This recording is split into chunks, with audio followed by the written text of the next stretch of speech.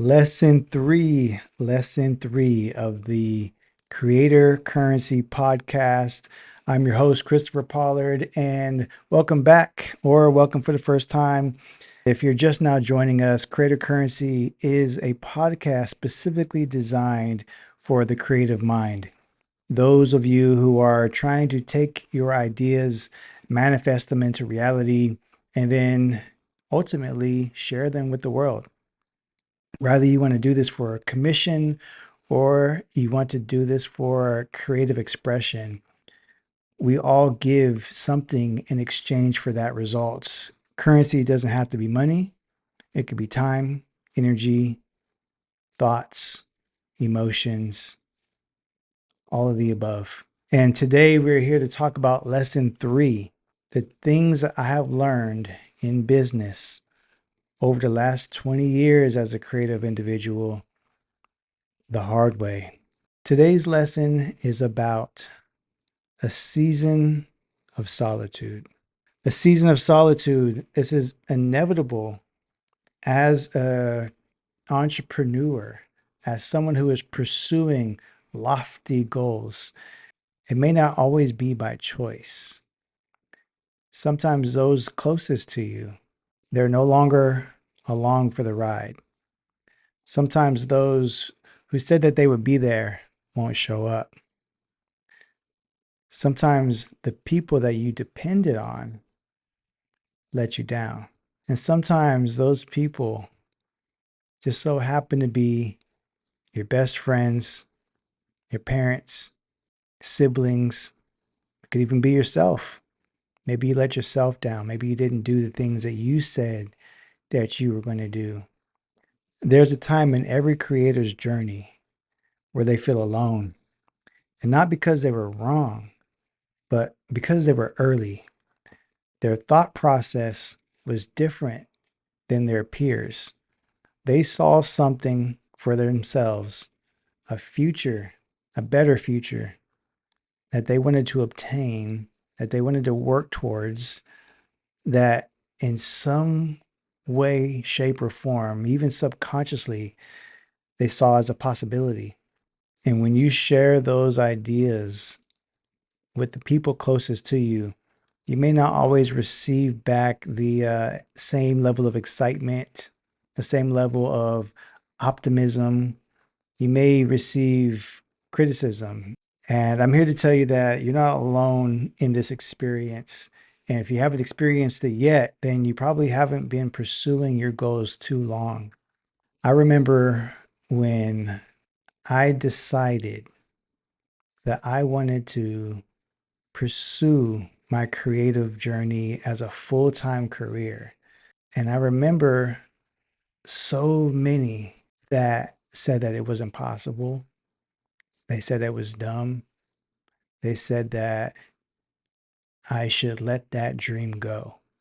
And you have to be careful about the people that you surround yourself with during this time, especially in the beginning, because when an idea is just still formulating in your mind and you haven't yet seen the possibility of what would happen, you have to protect that idea.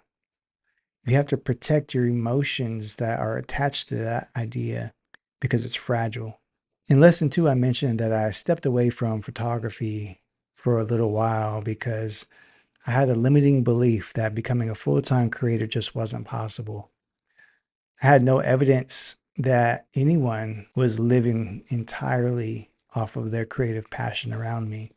So in that journey, I stepped into network marketing and I learned a lot through that process. And I'm grateful for that time, even though I ultimately had to shift gears once again.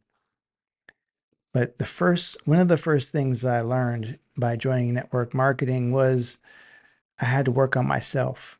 One of the first things they do is tell you to read books, to educate, to learn yourself, to listen to YouTube podcasts and great motivational speakers. And we had to stay motivated. We had to stay emotionally and mentally prepared for the amount of rejection that we were going to receive by approaching people with this business model. When you try to sell someone your product or your service and they reject you, they tell you no, they tell you they don't want it, that it's not a good product, they give bad reviews, whatever the case may be, you can then internalize that as you are not good enough. You are not doing the things that you need to do to make your product valuable to the marketplace. And because we can internalize these feelings, we have to work on our skill sets, on our personality, on our emotions, on our mindset. There's always going to be another level that you can achieve. There's always going to be another level that's required within you in order to achieve that. You have to work on yourself harder than you work on your business. When you can make your goal not about being successful in business, but who you become along the way, that is what is going to stick with you forever. In the beginning of a big idea, you're in love with the vision before anyone else sees it. It's almost like you're predicting the future. You're given this vision of brighter days, of a huge opportunity, of the impact that you want to make on the world. And when you share that vision with friends, family, coworkers, and they dismiss it, they doubt it, they maybe even unintentionally hurt you. Those people closest to you can and are actually projecting their own limiting beliefs onto you. You see, when somebody tells you that you can't do something, it's not really because they believe that you can't do it. What they're really saying is that they don't believe that they could do it themselves. You have to look for evidence of people who have achieved great things in their life and read their stories, learned their lessons, what they had to go through, what mountains they had to climb, what obstacles got in their way that they found their way around anyways. We have planes that fly through the air. We have vehicles that roll on wheels. We have the internet. We have AI technology. Like, if anybody told you the things that you could do by pressing buttons on a little square computer in your hand years ago, they would have said was impossible. When you lock in and you remove distractions, you remove the naysayers, you remove anything that's going to get in your way to where you want to be. I have a stack of books here as I was reminded of the types of emotions that I felt when I first began my journey. And a lot of them I'm going to recommend to you. Some of them are quick and easy reads. Some of them I've read over and over and over again.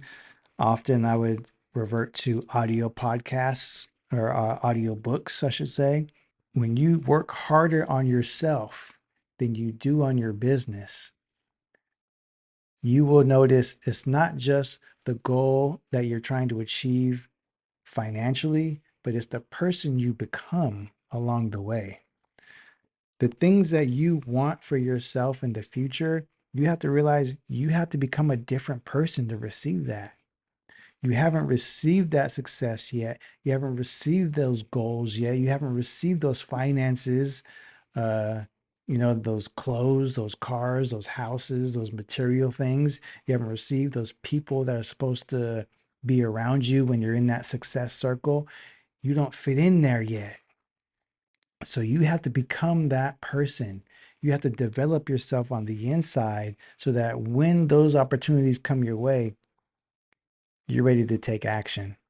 Mindset on going and leaning in towards your goals is going to be the number one thing that you need to fixate on. Not just how do I send out these mass emails? How do I build this product with my hands? How do I get techie on the computer and make this AI software do what it's supposed to do for me? None of that matters if you have the limiting belief that it's even possible to work out. Here's something I learned from Jim Rohn, one of the greatest motivational speakers. What happens if your worst enemy puts sugar in your coffee? Nothing. You'll have sweet coffee. It'll taste good, right?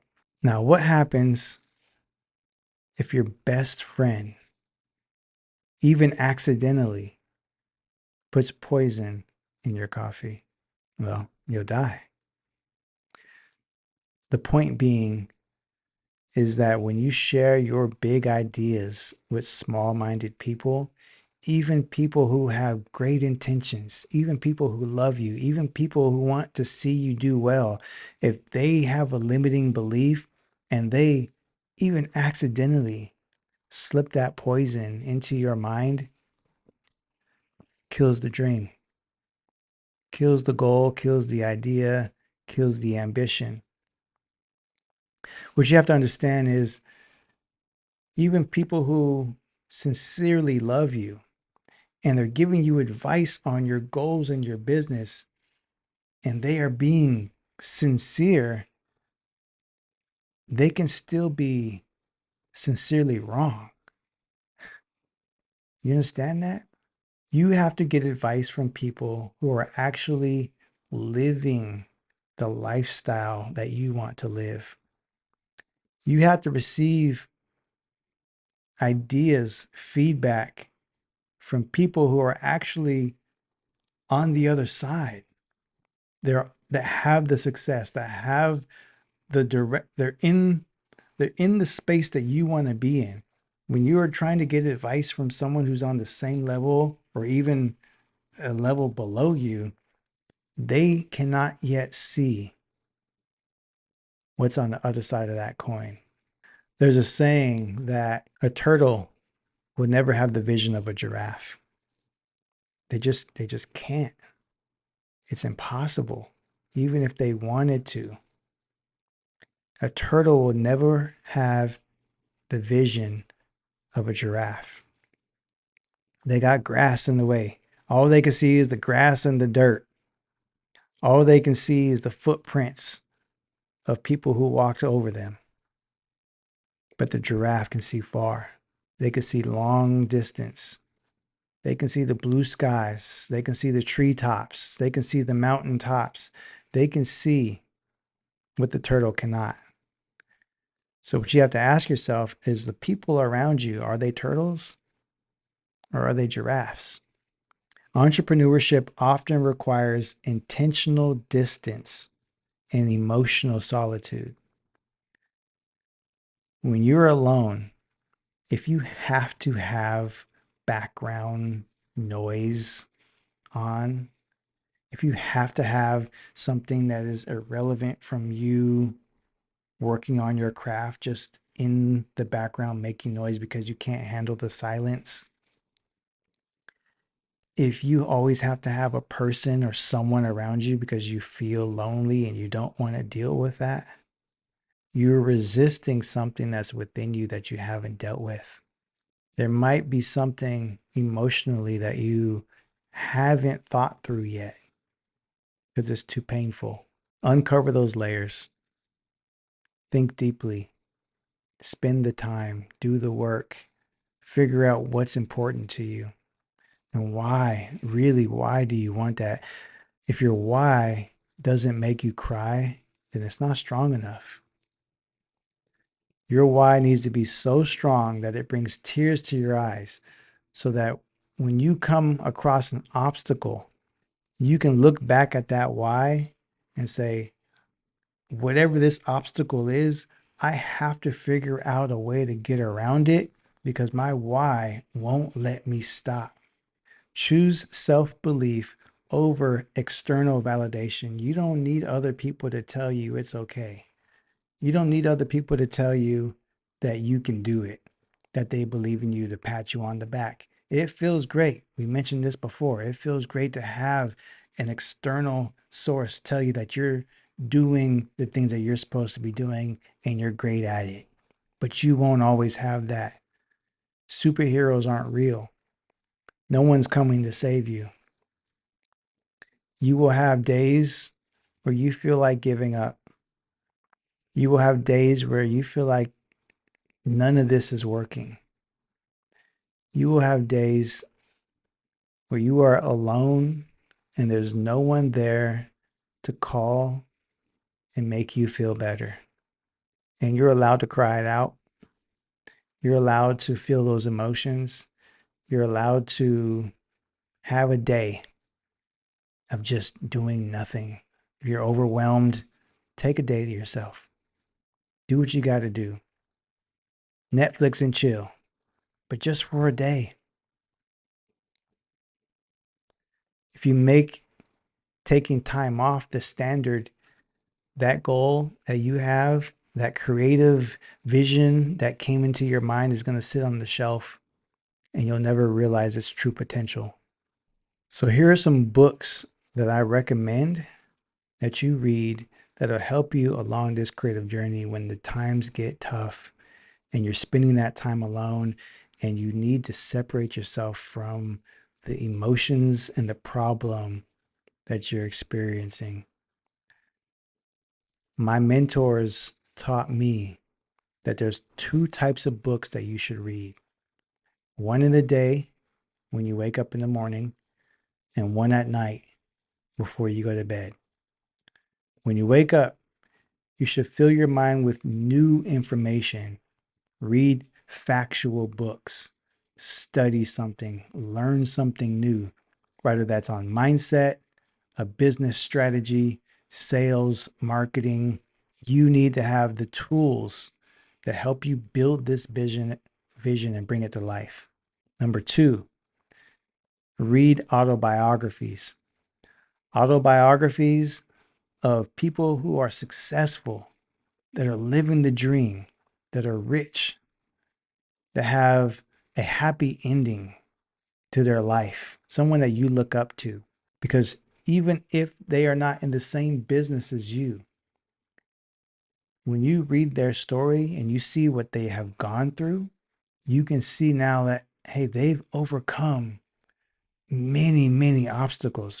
They've gone through more things than I realized. They have gone through worse things than I ever have or ever will. And I know that this person came out on top. Read Steve Harvey, Jump. Read Kevin Hart's autobiography. Read Charlemagne's autobiography. Read Michelle Obama. When you can read a successful person's story and you see what they had to go through to get to where they are today, you're going to learn something new. And you're going to go to bed at night thinking about that story, maybe even dreaming about it, about the possibilities of success. And when you wake up in the morning, you're going to fill your mind with new information, new facts, new strategies. And now all day long, you can think about how to implement those new strategies into your business. Here are some books that I recommend. The Richest Man in Babylon. The Richest Man in Babylon. This book on Amazon is probably like $3 by George S. Clason. This book will teach you about money. It'll teach you how to handle it and how you can grow your wealth. It's written in story form and it's highly recommended, highly recommended. Of course, I'm going to recommend Think and Grow Rich. Think and Grow Rich is a classic book that you can read over and over and over again. Every time you read this book, you're going to learn something new. And if you're not really a reader, then listen to it on Audible. There's many different versions of this book. You can read an updated one that has people that are still alive today that have used this thought process to get to where they are. One of my favorites here, a book called As a Man Thinketh. As a Man Thinketh is one of the most deep and thought provoking books that I have ever read. It's also on YouTube. You can listen to it for free. This book is probably be like $3 on Amazon by James Allen. Very deep and thought-provoking book. Highly recommend it. Another book here, The Happiness Hypothesis. The Happiness Hypothesis. I really like this book. And you can see if you're watching this on YouTube, it's had its days. Like the pages are all bent up and they're falling off here. That's how you know I've had this for a while and I've spent some time in this book here. This one is about what makes human beings happy and what makes human beings unhappy, both permanently and temporarily. So there are some things that will make you happy all the time, no matter what. And there are some things that'll make you happy for a temporary amount of time, like winning the lottery, believe it or not, or becoming a paraplegic. Like, obviously, that wouldn't make you happy, right? So, those things will make you unhappy temporarily. They've actually compared winning the lottery to losing all feeling in your body from the neck down. Eventually, in both of those scenarios, you become used to your new state of living and you just resort back to whatever level of happy that you are right now. So the consensus from this book here is that you will never be happier than you are right now today. It's mindset. And I know that can be very challenging to understand if your circumstances around you are not ideal and you're going through a tough situation. And obviously, there's temporary sacrifices and temporary experiences that we are going through that challenge us emotionally, financially, physically. Uh, but if you can change your mindset around any given subject, goal, relationship, and look for the good in things, become just a jolly person, so someone who's not so cynical and pessimistic and negative all the time. We all know somebody like that. You're just so negative all the time. That person would never be any happier if they won the lottery. But someone who's always smiling, always laughing, always seems to be in a good mood. They're friendly. They're just looking at life as the glass is half full rather than half empty. When you win the lottery, when you hit that goal, when you get that fitness body in shape, you're still going to be about as happy as you are right now. Great book foundationally for you to look into. Another book here that I recommend, especially for the creatives, is a book called Dancing with the Gods by Kent Newburn, Nurburn, Nerburn. Anyways, Dancing with the Gods, another great book. This one to help you deal with the emotional capacity that you have as a creative individual who loves what they do, hates the result, who loves the result, hates the process, and everything that we go through as a creative uh, is very well understood mindset wise. None of these books are autobiographies, but I mentioned some earlier, and I'll link some in the description of this podcast that I do recommend that I've read in the past. Will Smith's book is another good one. So to sum this up, please pursue your goals and pursue them wholeheartedly. Work on yourself harder than you work on that business. Spend time alone intentionally. Separate yourself from people who are naysayers and project their limiting beliefs into your mind, even if it comes across as a sincere level of worry or concern. We already have the worry. We already have the doubt. We already experience the emotions of like, maybe I shouldn't go after that. It's too risky. We already ourselves think these thoughts. I don't need anybody else to put their limiting belief on top of my own. I'm already battling with the idea of, is it possible? I don't need you to reiterate the complication that I may go through to get to where I want to be. Disconnect, separate, have a season of solitude, and work on yourself. This is Creator Currency. I'm Christopher Pollard. Until next time.